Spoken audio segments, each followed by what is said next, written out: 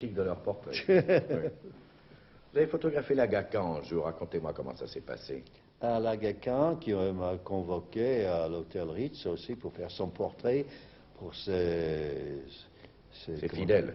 Ses fidèles, Oui. non pour l'Inde, pour Oui, envoyer l'Inde, oui. très officiel, pour faire un portrait très officiel de lui. Alors moi, je m'attendais que descendre dans la salle, tout en satin, avec des perles et des rubis et des émeraudes, et descendre avec un pantalon en flanelle, un pull jaune, et une paire de gants de boxe sur les bras, sur les mains. Pourquoi? Ah, elle m'a dit, vous savez, je passe tellement de ma vie en Europe, mes fidèles voudraient me voir comment je vis ici, n'est-ce pas? Ça les impressionnait plus peut-être de Ça, voir. je ne sais pas ce qui paye. Moi, j'ai raté une bonne commande parce que ça m'a beaucoup déçu.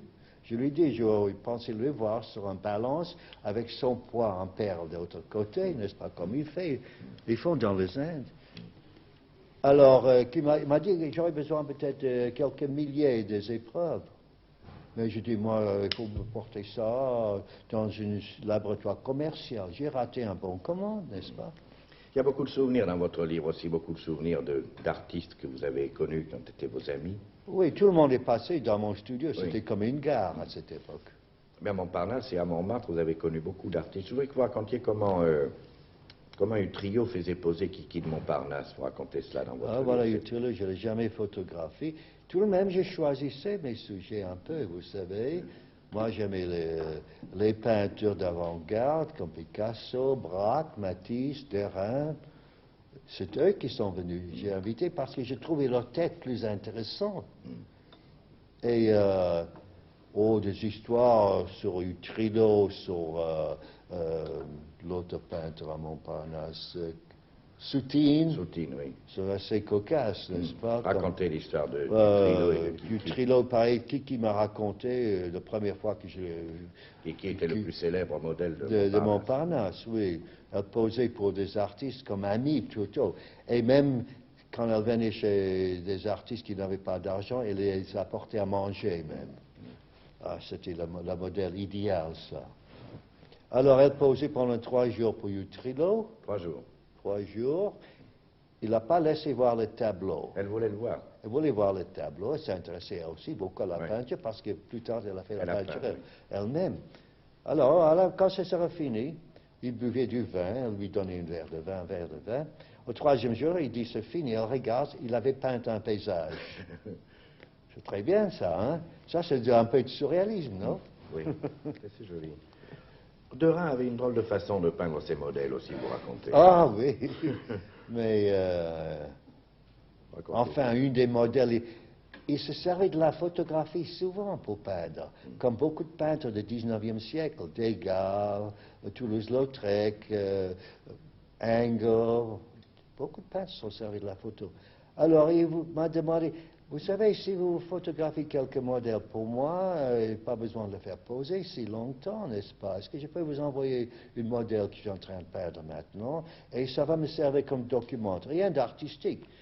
Le modèle pose pour moi, bon, j'ai accepté, elle pose pour moi, elle a commencé à me parler, tout ce qu'elle avait de féminin, de plus féminin, était ses paroles, quoi. Elle parlait tellement. Elle m'a raconté, en disant que Derain avait une façon très originale à peindre, n'est-ce pas? Il fallait que le modèle s'assoie sur ses genoux. Il le tenait avec la main gauche et avec la main droite, il peignait. Parce qu'il ne devait pas seulement voir, mais sentir le modèle. J'ai trouvé ça très joli. Vous avez souvent changé les choses que vous faites, Man Ray. Vous n'aimez pas faire longtemps les mêmes choses. Non, c'est vrai, c'est comme ça que je m'exprime, quand je me convainc que je suis libre. Alors, pendant quelque temps, je peins, n'est-ce pas? Et après avoir fait une série de tableaux, je me remets à la photographie. Et quand la photographie, j'en ai assez de toutes ces lumières dans le studio et du noir de laboratoire. Alors, je commence à faire des objets. J'ai construit des objets avec tout ce que je trouve aussi sous la portée de la main. C'est beaucoup dans le même esprit que les rayographes. Avec ces objets qui me servaient pour les rayographes, je compose une sorte d'assemblage, on peut dire, qui fait un objet, on appelait ça de ready-made, de tout fait, n'est-ce pas? Mais c'est plutôt une sorte de combinaison de deux ou plusieurs formes trouvées. Je ne les modifiais jamais, parce que moi, j'aime pas beaucoup la sculpture. Vous comprenez, la sculpture en bronze ou en marbre, c'est trop classique pour moi. Après tout, j'ai gardé tout cet instinct ancien dadaïste et surréaliste. Vous faites quelque chose avec des pains maintenant. Oui, mais c'est un peu... Beaucoup des objets ont un sens littéraire. Et c'est pour ça, peut-être... Des pains de boulangerie, je veux dire. Oui, oui. Alors un jour, j'ai pris un pain enfin, il y a un pain dans mon studio qu'on n'avait pas mangé. Il était là pendant une semaine, tout dur. Alors, j'ai pris un pinceau, j'ai le pain en bleu. Parce que ça m'a permis de donner un titre assez amusant, Pain. Je l'ai exposé. On l'a acheté?